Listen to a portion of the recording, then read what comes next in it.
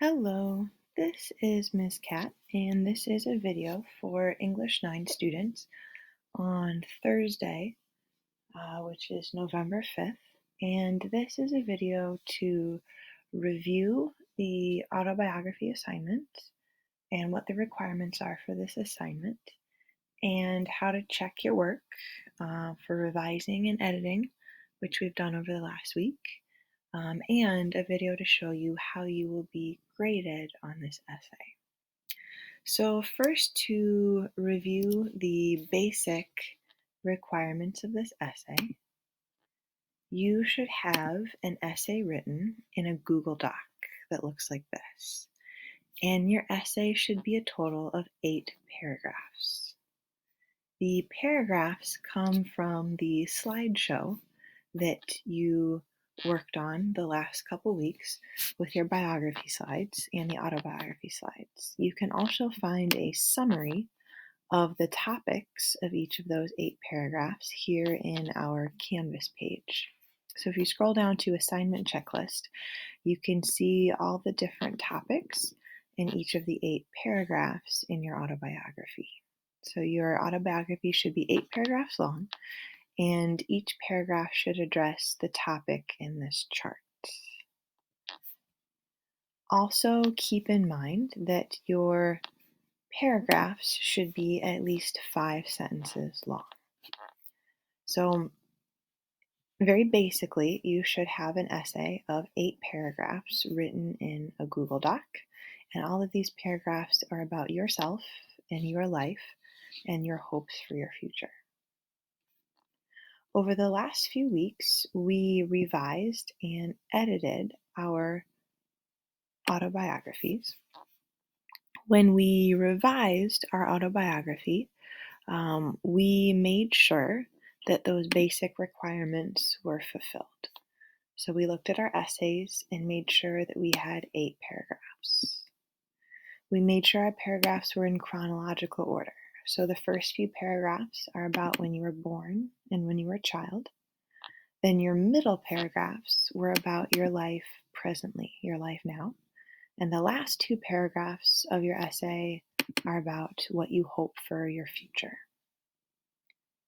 If any of your paragraphs were out of order, you should reorder them so they follow this order from beginning to present to your future life.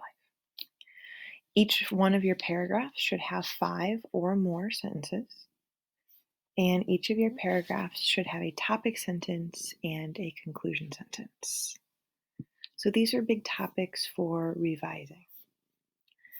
After that, we worked on editing our autobiography drafts. And when we edit, we look for smaller mistakes in our grammar and mechanics. So the first editing objective we had was using periods. And we talked about how periods end a complete idea, which in writing is called a sentence. And we use periods to end declarative sentences, meaning sentences that make a statement of fact. So in the sentence, the sky is blue, that's a fact. Okay, that sentence has a subject and a verb, and at the end of it, we put a period. I ate cereal for breakfast, another statement of fact. Okay, it needs a period at the end. The second type of sentence we use periods for are imperative sentences. These sentences make a command. They tell someone to do something. Oftentimes, the subject of these sentences is implied. It's implied that the subject is you, because when you make a command, you're always commanding a person to do something. So in the sentence, open your autobiography, that is an imperative sentence. It's a command. The verb is open, the subject implied is you, and we need to end that imperative sentence with a period. In the sentence, please shut the door, the subject is implied, you, the verb is shut, and we need a period at the end of that complete imperative sentence. Lastly, we use periods when we write abbreviations. Abbreviations are when we shorten words. So, for example, USA is an abbreviation for United States of America. And when we shorten words into letters like this, we need a period after each letter. There are other abbreviations too, okay, many abbreviations. So your teacher is Ms. Cat. Okay, the word Ms. here is an abbreviation. It's a shortened form of the word mistress. Okay, so we need a period at the end of this abbreviation. The word Mr., or sorry, the letters MR are an abbreviation of the word Mister, a shortened form of Mister, and we need a period at the end of that abbreviation. So that's another way to use abbreviations. Some other common abbreviations are ST period for street, AVE period for avenue, and abbreviations for the months. Like, for example, NOV period is an abbreviation for the month of November. So our first editing objective was using periods correctly in our autobiography. Then on Tuesday, I uploaded a video to Canvas for you. Let me show you that real quick. The video's right here. And this video is about subject-verb agreement. So subject-verb agreement is about making sure the subjects in your sentence match your verbs. Okay, so the subjects of I, you, we, and they all have the same verb form, and it's just the regular form of the verb. Okay, so I play soccer. You play soccer. We play soccer. They play soccer.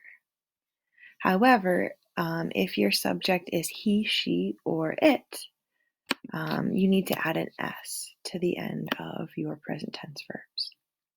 So I play soccer, but he plays soccer. You run the race, but she runs the race with an S on the end. Okay, so when we're talking present tense verbs, he, she, or it, subjects need to have an S on the end of the verbs in that sentence. So the next editing task was to go through your essay and look at all of your sentences and make sure that your subjects and verbs match. Finally, the last thing that we did for editing was to look at capital letters. So capital letters are big letters. Okay, so here in the word proper, the letter P is capitalized, and the other letters are what we would call lowercase. So we use capital letters like this mainly in two ways. We always use a capital letter at the beginning of a sentence. So anytime you have a period at the end of one sentence, your next letter after that period should be a capital letter because it's the beginning of a new sentence. We also have to use capital letters when we talk about names. Names of nouns, meaning names of particular people, places, or things. And this can get a little confusing because, for example, the word mom and dad are not capitalized in writing because they are not the name of a person. However, if you're saying that your father's name is Jose, the letter J in Jose does need to be capitalized because that's the name of your dad. Okay, so names of people need to be capitalized, names of places, so cities, state of Iowa, country of United States, they need to be capitalized. The name of a school, like West High School, needs to be capitalized. And notice that in West High School, you must capitalize the W in West, the H in high, and the S in school. So you have to capitalize the first letter of each of those three words of that name of the school. Okay, and the name of a country, USA, should also be capitalized. Okay, so names of particular people, places, and things should be capitalized, and we also use capital letters at the beginning of every sentence. So our last editing task was to go through and make sure that we use capital letters correctly in our autobiography. Okay, so in our autobiography, you probably talked about a lot of names, names of people in your family, names of your friends, maybe names of places where you work, um, names of places where you have lived in the past or you live now. I think many of us used a lot of proper nouns or names of things in our autobiography. So it's really important to go back and make sure you capitalize all of those proper nouns. That was our last editing task. So that is an overall summary of the assignments. Okay, what you should be working with here in a Google Doc, 8 paragraphs, each paragraph 5 sentences. What you should have edited for, so you should have gone back and looked for periods and subject-verb agreement and also capital letters. And the last thing that we're going to talk about in this video is about how I'm going to grade you, how I'm going to give you points for this essay. So this is the rubric that I'm going to use. And I have put this rubric on Canvas so that you can look at it on your own time as well. So if I go here to Canvas, under Thursday, there's a link here. It says link to rubric. And this link will take you straight to the rubric so that you can look at it as much as you want, whenever you want. So the autobiography essay is worth 60 points. Okay, that's a lot of points, 60 points. And I'm grading you on 6 things. Okay, so let's look at each of the things that I'm grading you on and how to get full points on that category. So the first category is your essay must be 8 paragraphs, and each paragraph should be about the correct topic. Okay, so to get a maximum of 10 points for this category, you should go back and count your paragraphs 1, 2, 3, 4, and you should check and make sure that your paragraphs are about the topic that they should be about and that they're in the correct order that they should be in. So each paragraph that you write that is on the correct topic will receive 1.25 points. Okay, and the maximum amount of points you can get here is 10 points. The next category that I will grade you on is that each paragraph in your essay is 5 or more sentences long. And most of your paragraphs should have introduction and conclusion sentences. So to get 10 points in this category, your paragraphs must be longer than 5 sentences. So your paragraph should be 6, 7, 8 sentences. That's how you earn the maximum amount of 10 points. Okay, that's how you go above and beyond and earn a perfect score. If all or most of your paragraphs are exactly 5 sentences, that would earn you a B in this category, 8 out of 10 points. Okay, which is a good score, but it's not going above and beyond to get a perfect score. If your paragraphs mostly have 5 sentences, but some of them have less, you will receive less points, maybe 5 points. If most of your paragraphs are less than 5 sentences, you would receive 3 points. And if all of your paragraphs are less than 5 sentences long, you would earn 0 to 2 points. The next category that I will grade you on is how periods are used through your essay.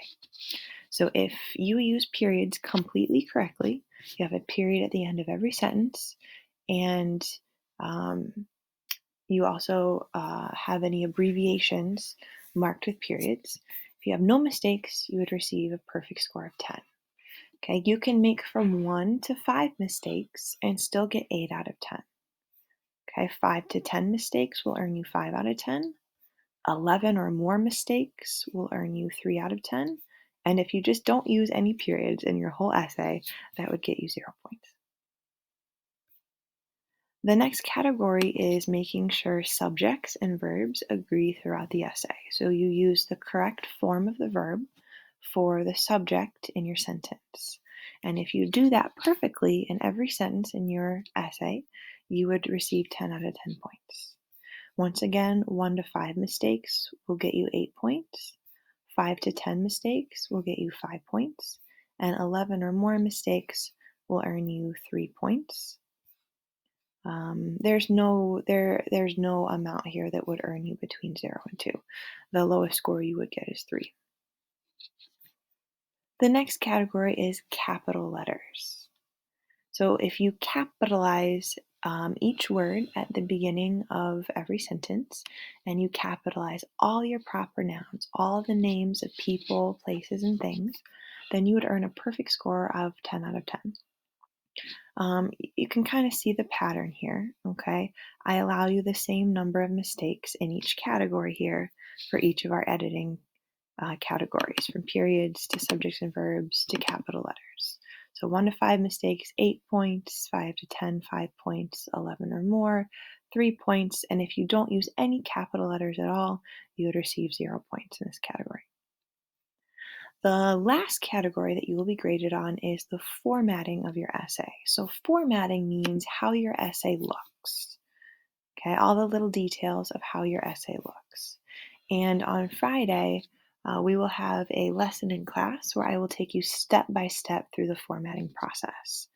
If you are in class, you will be able to learn directly from me.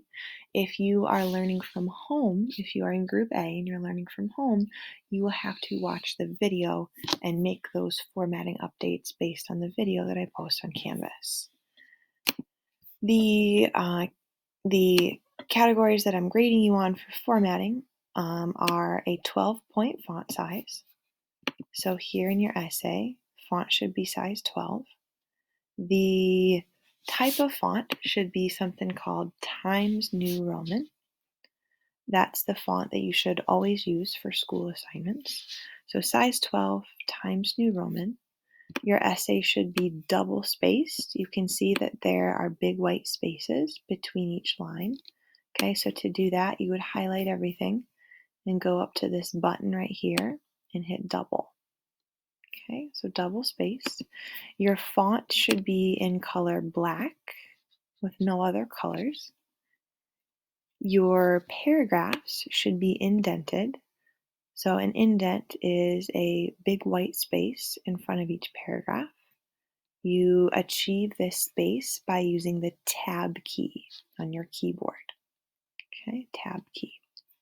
So each paragraph should be indented, and your essay should have a title. So a title that makes sense for what you are writing about. And if you do all of these things correctly, you would receive 10 out of 10. If you have one formatting mistake, you would get 8 out of 10. 2 mistakes, 5 out of 10. 3 mistakes, 3 out of 10. And 4 or more formatting mistakes, you would receive between 0 and 2 out of 10. So once again, total score is 60 points. Okay, you will receive a score somewhere between 0 and 60. Okay, so this is the rubric that I will grade you on. And once again, this rubric is right here in Canvas under Thursday. Okay. If you have any questions, feel free to email me. This essay is due on Friday. Okay, so for Friday, you can see we will turn in our essays to the teacher. I will have a little video lesson that I upload on Friday. I actually have a practicum student teaching this essay, Miss Emma, in our period 2 class. And after she teaches that lesson, I'll make a recording of it and I will put it here in Canvas. And I will expect you all to turn in your essay by the end of the day on Friday, and I will grade it over the weekend. Okay? So make sure that you take a look at this rubric, okay? Compare your essay to the rubric, make any changes you need to make so that you get a 10 out of 10 in all of these categories, and then you should be good to go. I'm so excited to read your essays and learn about your lives and learn more about the incredible people that you are. Thank you so much for your hard work on this essay. We've been working on this a really long time, and a lot of the things that you've written are just amazing. And I'm seeing so much growth in your writing and so much effort and time and dedication to this assignment. So I just want to say thank you for that. And I'm really excited to read your essays and award you the points that you deserve for your hard work on this assignment. So good luck. Spend the time that you need to make this assignment as good as you can. Trust me, it'll be worth it. 60 points in Power School will have a big effect on your grade. So I'm pretty excited to see what this can do for you guys. That's about all I got. So have a great day, and I'll see you in class. Bye bye.